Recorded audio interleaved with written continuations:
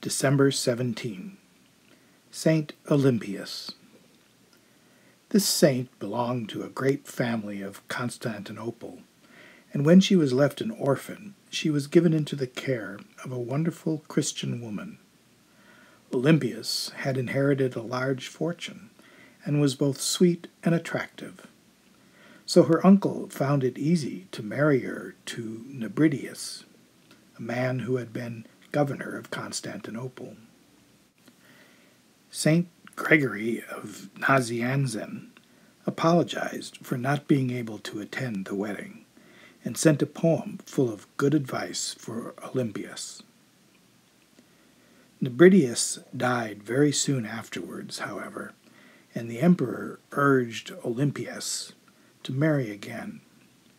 She answered, "Had God wished me to remain a wife, he would not have taken Nebridius away," and she refused to marry again.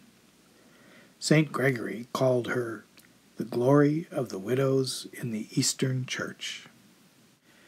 With a number of other pious ladies, Olympias gave herself to works of charity. She dressed plainly, prayed much, and gave her money away to everyone. Finally, St. John Chrysostom had to tell her to be careful in giving away her goods. "You must not encourage the laziness of those who live upon you without necessity," he said. "It is like throwing your money into the sea."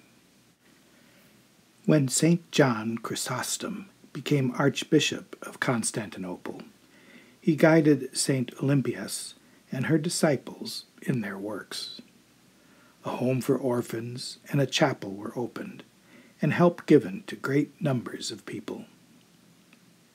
Among St. Olympias's friends were 5 other saints, but her own bishop, St. John Chrysostom, was her dearest guide, and when he was exiled, she was deeply grieved.